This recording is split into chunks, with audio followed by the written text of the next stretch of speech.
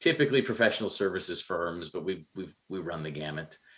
We've got 600 of those companies that we support now, and Purple Guys today is a 150-person firm. We've got offices in Kansas City, St. Louis, Shreveport, Louisiana, and New Orleans, Louisiana. And we are looking right now and very close to essentially having an office in Texas. So it's exciting to be part of the growing community of Purple Guys. But what we do is we answer the phone when something doesn't work. If you ask the 20,000 or so people that we support across all those different companies, what do? It's, hey, you answer the phone when something doesn't work, and something generally has an on-off switch in the screen. So that's the help desk side. That's the end user support side. And as the world went remote in 2020, we helped a lot of people, like literally tens of thousands of people, figure out how to navigate that and work effectively, really from their spare bedroom or their kitchen table, wherever it happened to be. Yeah. And that was it was a tidal wave of work, but also very rewarding because we kept the engine of small business running. We kept everybody connected. And as we're growing now, it's really that same thing. It's, small business has got to figure out how to navigate this world of remote connectivity, whether it's 100% remote or some kind of a hybrid. And they've also got to figure out a way to stay safe online, because the number of bad guys also exponentially increased as we went through that pandemic, because they never miss an opportunity to take advantage of a good disaster. Yeah. And so keeping people safe online has become a huge part of what we do at the company. But it's the help desk, it's keeping people safe. It's you've still got data that's got to be backed up and made sure you're keeping that stuff secure. And there's an infrastructure piece to it. Some people still have stuff inside their four walls. Most people are now moving to the cloud. So what does that mean to move my stuff to the cloud? We help with all of that. But at the end of the day, we are that IT department that answers the phone when something doesn't work, keeps the people productive and working, and then make sure we're watching out for the security pieces. I'm not really sure you're giving yourselves enough credit here as I look at this bigger picture. I had a guest on last year, Dave Greenberg. He was running the commodities exchange in Wall Street when 9/11 happened. And of course, that building collapsed. He got out, so did his team. But he received a call the following day from the federal government, said, hey, we can't let the commodities exchange not be open. You better figure this out, right? And literally they went down in boats and came up through the south end, got all their equipment out, and they opened up shop over, I don't know, in Harlem or something, to bring up the commodities exchange for the country. When I think about what resource you're adding in 2020, when we all went digital at our homes, I mean, I've been on a number of sales calls, guys in their tank top T-shirts on their bed taking calls, they don't know any better. But, what you guys are doing is allowing people to operate in a different environment, really, that we've ever had before, because office buildings were closed down and cities were shut down, and we had to work differently. You talked about a spike in your business. What were some of the challenges that you overcame in that spike of business and as people transitioned? Well, the biggest challenge during that spike was just the sheer volume. And I will say that our customers were patient. Our call volume more than quadrupled.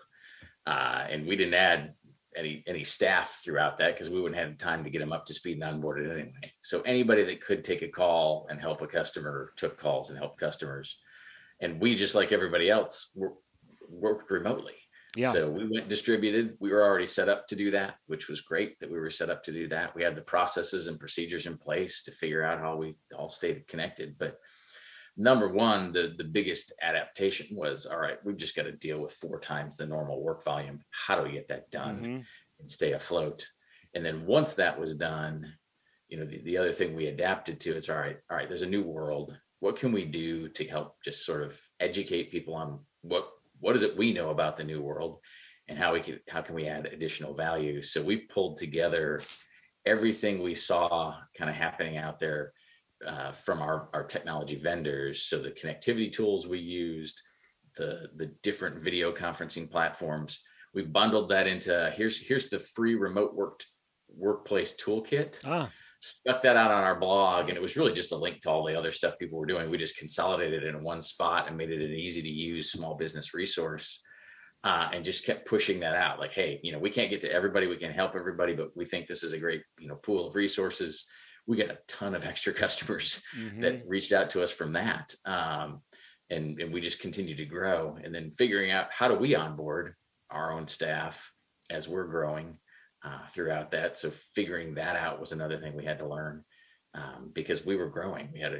People were really calling and saying, hey, the IT company I was using, they stopped answering their phone. Yeah, they're We need gone. help. And we were still very visible, and we were, doing the best we could, and it allowed us to really grow. So those are some of the things that kind of came out of that So world. I'm that crazy customer. My MacBook Air goes down. I'm in Montana, by the way, way outside of town in the country. So when something goes down, like, what do? My Mac goes down. I run into town. There's one store, mom and pop shop. I'm like, I need help. I don't care what it costs, right? Like, please, this is my business, my life right here in this computer. And they were absolutely fantastic. Fixed all my problems. Actually, they did it for free because she was like, look, this wasn't that big of a deal, but if you need something in the future, we want to buy something, please consider us. I thought, wow, you just saved my day. I wound up giving her a huge tip. Do you see a lot of customers like that, or did you see a lot of customers like, hey, we don't care what it costs, please help us? Yeah, it was price is no object. This is the only, you've got to help us survive. And to speak to that, we didn't do it for free. Our customer relationships are basically all subscription based. So what's, essentially everything's included in that subscription though. So when our inflow or the inbound demand quadrupled, our rates didn't change. We didn't quadruple what we billed our customers because that was all included. So they definitely appreciated us, A, getting it done, and B, not having to pay any more money for the response that took. And we also got a lot of kudos when we assembled those tools and sent them out, because the vast majority of those were free, and it really helped people leverage free Zoom, free remote connectivity stuff, and antivirus, those types of things. So I know the answer to this, but I want to hear the why. Like the story I just gave, I didn't have a relationship with these people until I desperately needed them, and I was willing to give them my bank account, right? Yeah. And I'm sure it's been the same with you. Why should we work with you before we have a problem? What value is in it before we have a problem? And can you encourage people to get involved early so they're not so desperate? Well, again, the analogy I like to use is you can drive your car down the road and never do any preventive maintenance, and just wait for the timing belt to break when you're on the highway. I mean, that is one method of maintaining your mode of transportation. I look at technology really the same way. There is basic maintenance that needs to be done. We talked about the security stuff that has to be in place. Or you can just kind of run it and wait for something to break, and it could be a minor break, which it sounds like yours was actually a minor break, but you didn't know it was a minor break. That's right. It could have been something that was catastrophic, and that's what we see in small business. And I get it, because I've been there, done that. I've started three different times, and I understand that budgets are tight, but this is something that needs to be part of your budget. Because it is a critical piece of the infrastructure that runs all businesses, is the connectivity and keeping your team connected and keeping your team secure. So putting that in place, whether it's with the Purple Guys or somebody like the Purple Guys, it's critical. I mean, it just is. It's a state of the world we live in. You've got to have it. So kind of that preventive maintenance plan, and a resource that your team members can reach out to when they've got an issue. I mean, everybody's going to run into stuff. When they're using technology, none of it works perfectly. Otherwise, we wouldn't have a job. That's right. That's right. So you want to make sure your staff feels supported. What are like the top 5 issues that your clients run into that you guys solve for them? I'll give you the top 3, and they've been the top 3 for 20 years. Perfect. It's something to do with performance. It's slow, which is a great technical term and really fun to try to troubleshoot. So basically, it's a crawl. I can't get done what I want to get done. It's slow. It's just a whole host of things around performance. Yeah. The other one is passwords. Basically, I can't log in, and it usually is as simple as a password reset. So performance, passwords, and believe it or not, we still have a lot of people that print stuff. So actually creating the output, and now it might be just purely printing to a PDF, but passwords, performance, and printing are the top 3. I would probably throw in the number 4 right now is something to do with connectivity. I can't get to that connected to X. I can only see this part of my network. And as the world has gone remote into the cloud, you connect to different things as you're connecting there. So I would probably add connectivity as the 4th that we're seeing just on a regular, consistent basis. Just common everyday stuff that if you're not in the Yeah, know, they're major nightmares or hassles or things that can be correct. solved with the right support system. I want Yeah. to hear a little bit about cybersecurity. Being in a small town, we've got a small internet provider where the owner actually sends us emails, and he does a great job. He says, "Hey, if somebody's asking you to reset your password on your Google account or this account," he says it's a big hack right now where they're trying to extract one password that gets them into your account, and then they can get other stuff. I thought, wow, I've seen 5 or 6 of those emails. I've ignored them because I'm not the IT guy. But at the same time, I knew that they weren't expired. Um, what's happening with cybersecurity, and what are some of the things that maybe we should be looking out for, like that one?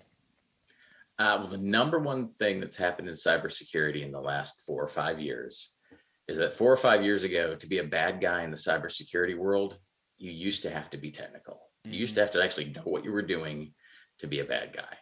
That has completely changed. The number of bad actors has gone through the roof because the software and the resources to be a bad guy are now all purchasable. It's almost shrink wrapped. Wow. It's it's malware as a service, Hmm. and it's crazy. And the thing that has allowed that to happen, there's 2 things that have allowed it to happen. One is Bitcoin. So you can demand a ransom and actually get paid a ransom, and it's not traceable. Mm-hmm. So the cryptocurrency actually made the payment side of essentially the blackmail work. The other thing that's changed in the industry, and for any small business owner out there, you've got to have cyber liability coverage. It's gotten more expensive, but it's still very affordable. But the cyber liability insurance has started funding this part of the industry, because the bad guys now know if we can get into somebody's system, if we can actually encrypt the data, hold it for ransom, chances are they're going to have an insurance policy and we're going to get paid. Mm-hmm. So we're, in the past, if they were lucky enough to get in, encrypt something, they were rolling the dice on whether or not they were just going to bankrupt a business or whether they get paid at all. Now, most of the time, they're able to get a paycheck because the insurance companies are involved. So that's kind of the infrastructure side of it. And, you hit on one of the things that's common. It's usually something in an email. That's the number one way bad guys get into the network. They send tons and tons of emails and hope that people click on something they shouldn't. Yeah. So one of the things we offer is cybersecurity training. So we can do it as frequent as weekly, which wears people down. But we usually do a monthly training for our clients, and we'll send out, here's some training. And then we actually pretend to be the bad guys. We'll send out emails that they shouldn't click on. And if they click on them, we're like, hey, notice you clicked on that. Luckily, we're the good guys. Please go back and review this training. And nothing's perfect, but your end users, your employees, your team, they're both your first line of defense and your last line of defense when it comes to stuff like that. So making sure they've got some education around it. It's a really good point. Is there anything the first time I bought a Mac computer was, I don't know, 16, 17 years ago. I had a Dell computer with their operating systems, which I love, by the way. But I was always getting bugs in my computer. Yeah. And I was shopping and I was talking to the Mac person. I said, well, most people don't hack Macs and you don't get viruses on Macs because, it's just different user group, right? So I've been on a Mac ever since. I feel like I've been pretty lucky. Is there anything to different operating systems and platforms now, or is everything kind of equal now? I wouldn't say it's 100% equal, but as more and more people have gone to cloud adoption, and you hit on Google, and I'm sure you do it, most people do it. They have Google, and that whatever browser they happen to be using, the browser remembers your password just because it's easier. Next time you go to whatever website, it's preloaded, right there. Well, that's actually stored in a data file, and that's why those emails are coming like, hey, reset your Google password. What you're really doing is give me the password to your password vault. That's what that really means. That's why they're trying to get it. So it doesn't really matter if you're accessing Google from a Mac or accessing Google from a PC.